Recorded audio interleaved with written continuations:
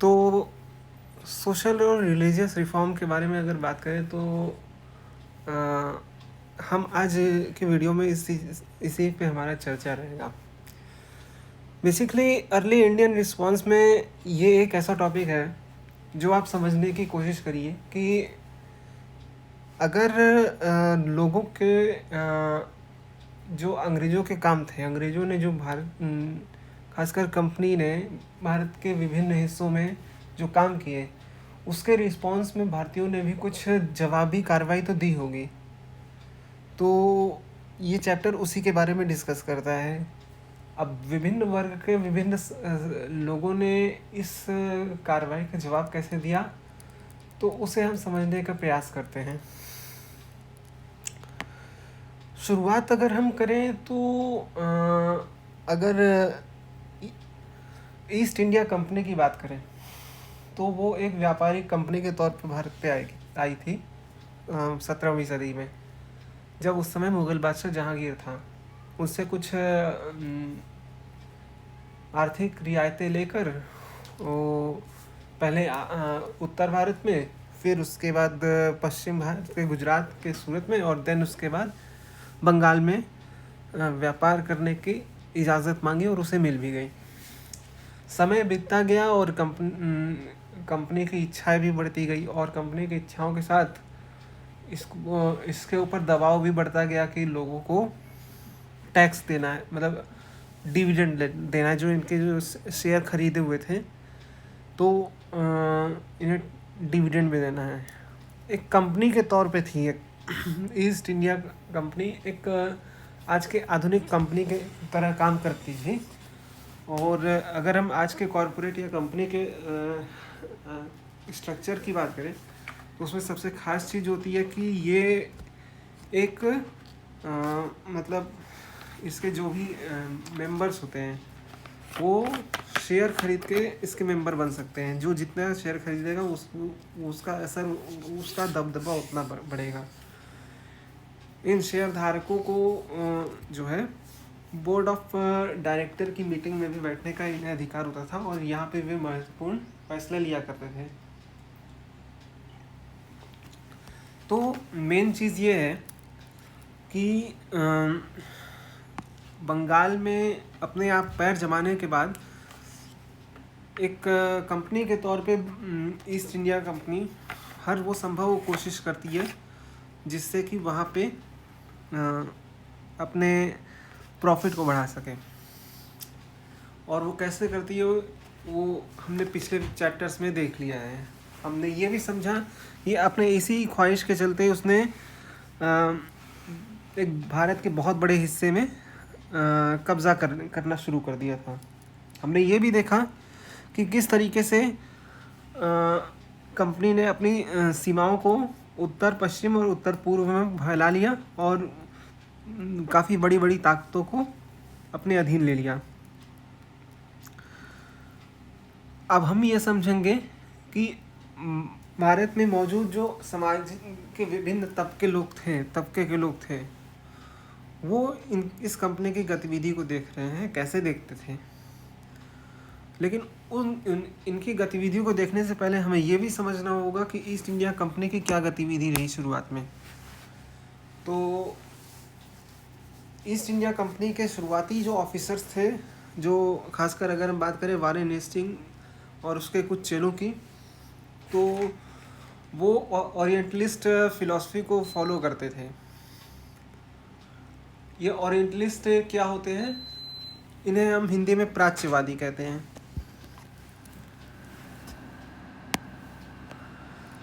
यहाँ पे लिखा है ओरिएंटलिज्म, या इन्हें हम इसी को हम कहते हैं हिंदी में प्राच्यवादी।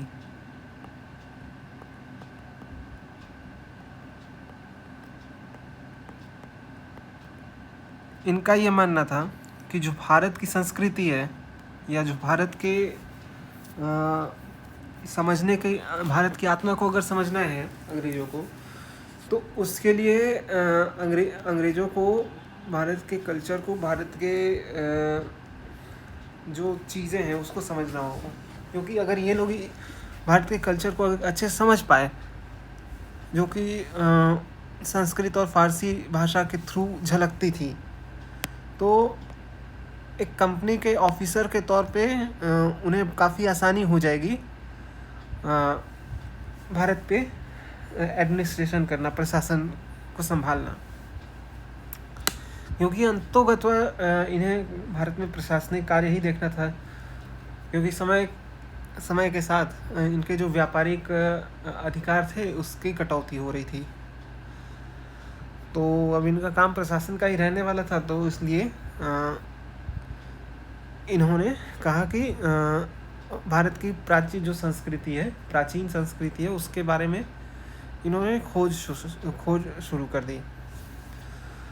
इसके लिए विभिन्न जितने भी किताबें थी उसका संस्कृत और फारसी अनुवाद जो थे उसका पढ़ना शुरू किया गया, उसका अध्ययन किया गया। इसके लिए बंगाल में एशियाटिक सोसाइटी का गठन किया गया, कलकत्ता मदरसा का गठन किया गया, बनारस में संस्कृत कॉलेज की स्थापना की गई। तो इस तरीके से ऐसे इनका प्रोग्राम चलता रहा।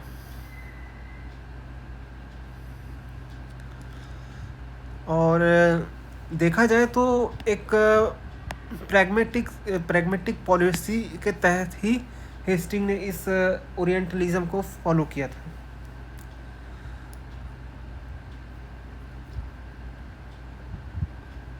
हेस्टिंग के काल के आखिर के दौर के अगर बात करें, since the end of Hastings tenure there was a gradual move towards cautious intervention in Indian social institution.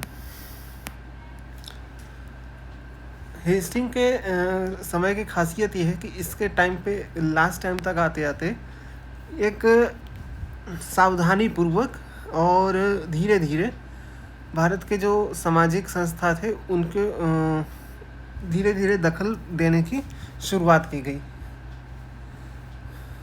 What contributed to this shift, as we have seen earlier, were several ideological influence in Britain, such as evangelicalism, यानी कि वो जो church से जुड़े हुए missionary लोग थे, और यूटिलिटेरियनिज्म यानी उपयोगितावाद,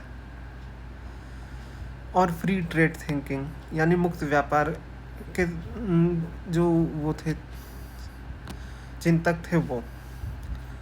तो while the utilitarian began to talk of appropriate social engineering and authoritarian reformism, the evangelist argued about necessity of the government intervention to liberate Indians from their religion that were full of superstitions, idolatry and tyranny of priests. Utilitarian यानी उपयोगितावादियों का ये तर्क था कि जो भारत में जो है एक सही तरीके से सोशल इंजीनियरिंग की जाए, और एक जो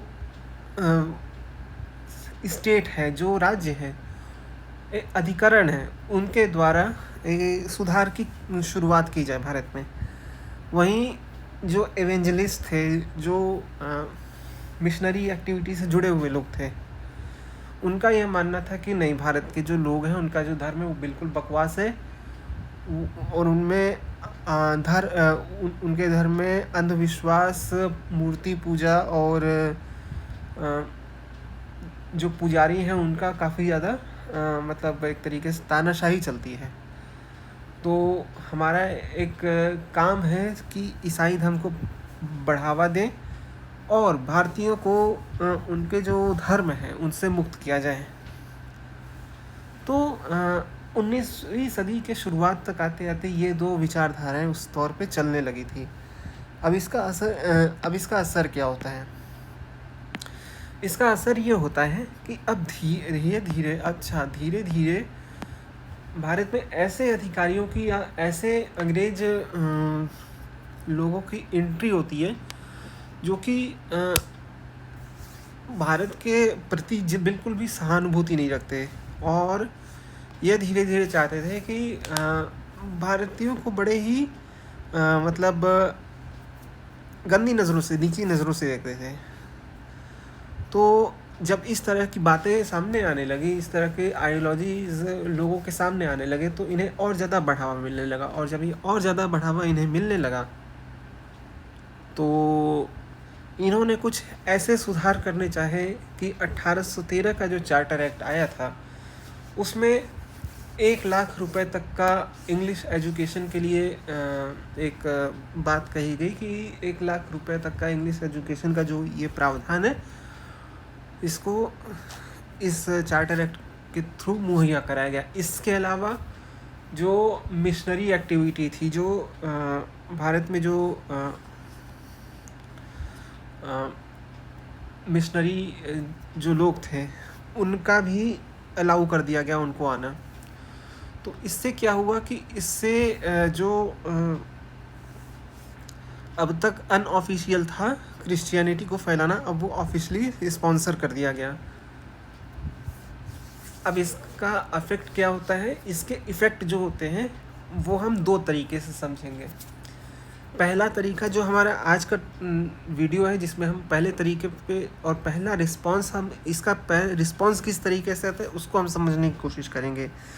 दूसरा में जो आता है, जो थोड़ा सा अलग होता है उसका रिस्पॉन्स, उसको भी हम नेक्स्ट वीडियो में समझने की कोशिश करेंगे। तो जो इसका रिस्पॉन्स भारतीयों के प्रति आता है, जो पढ़े लिखे लोग रहते हैं, क्योंकि आपको पता है कि 18वीं सदी से ही जो है भारत में अंग्रेजी शिक्षा का प्रचार कर दिया जाता है, और 19वीं सदी में कुछ भारतीय इस अंग्रेजी शिक्षा से प्रभावित होते हैं। और इसमें सबसे ज़्यादा अगर हम बात करें तो थॉमस बेबिंगटन मैकाले का नाम आता है, जो कि ये प्रस्तावित रखता है कि जो भारतीय हैं उनको इंग्लिश एजुकेशन यानी कि अंग्रेजी शिक्षा के प्रति एक उत्साह पैदा किया जाए, ताकि हम भारतीयों में, मतलब हम यहाँ के लोगों में कुछ ऐसे लोग क्रिएट कर दें, ऐसे लोग पैदा कर दें जो रंग और सूरत से भारतीय हों, लेकिन चाल ढाल और बोलने से बिल्कुल अंग्रेज। उनका मानना था कि अगर हम ऐसा करने में सफल रहे तो ये न सिर्फ हमारे लिए अच्छा होगा, बल्कि इससे जो आने वाली भारतीय पीढ़ी रहेगी वो उनके अंदर भी जो अंग्रेज़ी शिक्षा और पश्चिमीकरण का जो वेग है, जो धारा है, ये धीरे धीरे उनमें भी प्रवाहित होगी और वो पूरी तरह से अंग्रेजीकृत हो जाएंगे, और इस तरीके से वो एक हमारी जो धाक है भारत में वो और अच्छे से जम जाएगी। तो ये इनका ब्लूप्रिंट था, जिसके तहत थॉमस बेबिंगटन मैकाले अपना अपना प्लानिंग आगे बढ़ाते हैं। इसी का असर होता है कि कई सारे भारतीय जो अंग्रेजी शिक्षा में पढ़े रहते हैं वो सामने आते हैं, जिनमें से एक का नाम रहता है राजा राम मोहन राय। राजा राम मोहन राय क्या करते हैं कि राजा राम मोहन राय एक बंगाली ब्राह्मण परिवार से इनका ताल्लुकात रखते हैं, और ये काफ़ी हद तक चाहते थे कि जो सती प्रथा थी हिंदुओं में, उसे ख़त्म कर दिया जाए। तो बाय द वे, राजा राम मोहन राय को एक चीज़ और है कि राजा राम मोहन राय को भारतीय जो प्रबोधन है या भारतीय आधुनिकीकरण है, इसका पिता भी कहा जाता है। तो जाहिर सी बात है कि ये दर्जा अगर इन्हें मिला है तो इन्हें इनके कुछ खास काम हुए होंगे, और वो खास काम ये थे कि ये जब एक मतलब सती प्रथा के तौर पे जब जो कुप्रथा भारत में चल रही थी, उसके खिलाफ ये आवाज़ उठाते हैं, और सती प्रथा को उस टाइम के जो गवर्नर जनरल रहते हैं लॉर्ड विलियम बेंटिक, वो पूरी तरीके से उस पर पाबंदी लगा देते हैं, और फिर 1829 में ये चीज़ फार्मूलेट हो जाती है। उसके बाद हम बात करें तो बहुत सारे जो संभ्रांत वर्ग के पढ़े लिखे लोग रहते हैं वो आते हैं और सुधार की बात करते रहते हैं।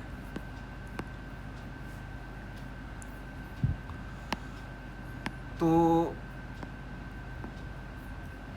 गौरी विश्वनाथन एक बहुत ही प्रख्यात स्कॉलर हैं।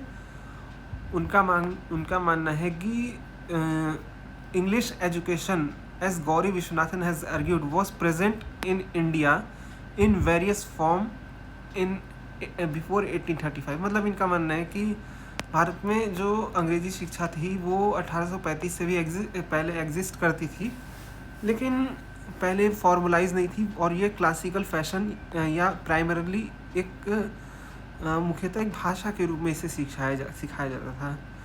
अब ये माना जाने लगा कि ये सिर्फ एक मतलब भाषा नहीं है, एक ज़रिया हो सकता है लोगों को पढ़ाने लिखाने का और ऑफिशियल काम में लोगों के शामिल होने का। तो ये सारी चीज़ें इसमें चली आई, हमें देखने को मिलने लगी। तो इस तरीके से हम देखने को मिलते हैं। इसे अलावा 1854 में चार्ल्स वुड का वुड्स डिस्पैच एक्ट आता है और ये भी कुछ उसी तरह काम करता है जैसे थॉमस बेबिंगटन मकाले का काम रहता है, जो डाउनवर्ड फिल्ट्रेशन थ्योरी के ऊपर बेस्ड रहता है। और तो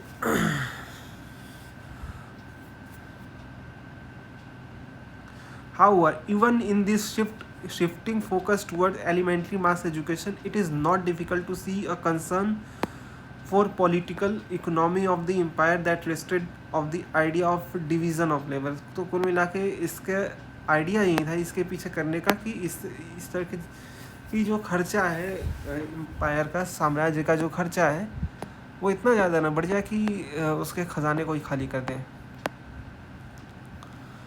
फिर इसके बाद 1857 का जो क्रांति होता है, तो 1857 की क्रांति एक अंग्रेज़ों की पॉलिसी में एक बहुत बड़ा चेंज लाती है। और यहाँ से जो मतलब जो होता है कि लोगों के अंदर एक स्कीम रिप्लेस की जाती है 1859 में कि स्टेट स्टैंड, ये बताया जाता है कि एक रेट पता किया जाएगा कि वर्नाकुलर और अंग्रेजी शिक्षा के बीच में क्या क्या किस रेशियो में स्टूडेंट रहते हैं। और इस समस्या को 1882 में इंडियन एजुकेशन कमीशन ने सॉल्व करने की कोशिश भी की, लेकिन कुछ खास देखने को इसमें मिलता ही नहीं है। तो इस तरीके से हम देखते हैं कि एक कोशिश चलने लगती है कि एक इंग्लिश एजुकेशन का जो प्रसार है वो धीरे धीरे लोगों में होने लगता है। अब अगर हम बात करें रिफॉर्मिस्ट की, तो धर्म सुधारक आंदोलन में हमें कुछ नाम आते हैं, जैसे राजा राम मोहन राय हो गए, फिर महादेव गोविंद रानडे हो गए, गोपाल हरि देशमुख हो गए, सर सैयद अहमद खान हो गए, दादा भाई नौरोजी हो गए। ये ऐसे व्यक्ति थे जो कि पश्चिमी शिक्षा से या अंग्रेजी शिक्षा से प्रभावित थे और इनका ये मानना था कि हमारा जो धर्म है, जो अंग्रेज़ों की जो मिशनरी एक्टिविटी है, जो अंग्रेज़ों की मिशनरी गतिविधि है, अगर इसे रोकना है तो हमें अपने धर्म में सुधार करने की ज़रूरत है। और अगर हमें धर्म में अगर अपने सुधार करना चाहते हैं तो कहीं ना कहीं हमें पश्चिमी शिक्षा और पश्चिमी जो कल्चर है उसको ग्रेसफुली एक्सेप्ट करना होगा, तभी हमारा कल्याण होगा। तो अब जाहिर सी बात है कि जब उनके अंदर ये सोच चल रही थी तो कुछ लोग इनकी बातों से सहमत नहीं थे। तो जो लोग इनकी बातों से सहमत नहीं थे उन्हें हम कहते हैं रिवाइवलिस्ट या पुनरुत्थानवादी या पुनरुद्धारक। इनमें प्रमुख नाम आता है स्वामी दयानंद सरस्वती का, विवेकानंद का, रामकृष्ण परमहंस का, शाह वलीउल्लाह का, और बहुत सारे नाम हमें देखने को मिलते हैं जो कि रिवाइवलिस्ट मूवमेंट से जुड़े थे। इनका ये मानना था कि देखिए, अगर हमें अपने धर्म में सुधार करना है तो हमारे लिए सबसे ज़्यादा ज़रूरी है कि जो हमारे धर्म में जो खामियां आ गई हैं, ये खामियां सुधारा जाए। और ये खामियां कैसे आएंगी? जो हमारे धर्म में जो अशुद्धता है, उन अशुद्धियों को दूर किया जाए। और वो अशुद्धियाँ कैसे दूर होंगी? ऐसे होंगी कि हमारा जो प्राचीन मूल जो स्वरूप था हमारे धर्म का, हम उसको अपनाएं, न कि हम पश्चिमी शिक्षा और ये जो सुधारक रिफॉर्मिस्ट जो जिस चीज़ की बात कर रहे हैं उसकी हमें बात ही नहीं करनी, हमें उससे कोफ्त है। तो इस तरीके की बातें जो हैं सुधारवादियों में चलती रहीं, और इसी वजह से इन दोनों के बीच में एक फ्रिक्शन क्रिएट हो गया। अब इस फ्रिक्शन का असर ये होता है कि आगे चल के जो हमारा जो राष्ट्रीय आंदोलन और जो मासेस के अंदर जो एक सोच, साइकोलॉजी डेवलप होती है, वो बहुत हद तक इन दोनों धाराओं में बढ़ जाती है। और जब इन दोनों धाराओं में बढ़ जाती है तो उनका जवाब देने का जो तरीका होता है, उनका जो अंग्रेज़ों के प्रति देखने का नज़रिया और उसके सॉल्यूशन तक जाने का जो नज़रिया होता है, उसमें भी हमें फ़र्क देखने को मिलता है। तो कहीं ना कहीं हमारा जो नेशन इन मेकिंग या नेशन बिल्डिंग का जो प्रोसेस रहता है, उसमें धर्म सुधार या रिफॉर्म मूवमेंट हमारे जो रहते हैं, वो एक बहुत बड़े सीमेंटिंग फैक्टर का भी काम करते हैं। यही ये तय करते हैं कि हमारा सीमेंटिंग फैक्टर जो होता है, यानी कि हमारा जो नेशन इन बिल्डिंग का जो प्रोसेस चल रहा है, उसको जोड़ने में उसके लिए हमारा मसाला क्या है। मसाला कहने का मतलब है कि उसके लिए हमने क्या आइडियोलॉजी या क्या प्रिंसिपल्स को हमने अपने नेशन इन मेकिंग को आगे रख के तरजीह दी है। इसीलिए कहा जाता है कि जो राष्ट्र होता है वो हमेशा वो कामयाब रहेगा या नहीं, इस चीज़ पे बेस रहता है, इस चीज़ पे निर्भर करता है कि हमारा राष्ट्र का जो है वो सीमेंटिंग फैक्टर क्या है। क्या वो सीमेंटिंग फैक्टर सबको साथ लेकर चलने वाला है, या फिर वो सीमेंटिंग फैक्टर ऐसा है कि एक हम लोग खास कम्युनिटी से हैं इसलिए हम लोग एक हैं, या और दूसरे जो भी एग्जिस्टिंग डिविजन्स हैं वो एग्जिस्ट ही नहीं करते हम लोग के बीच में। मतलब कहने का मतलब ये है कि हम एक ख़ास तबके से आते हैं, और जो दूसरे लोग हैं और जो हमारे सामने वाले लोग हैं वो दूसरे तबके के लोग हैं।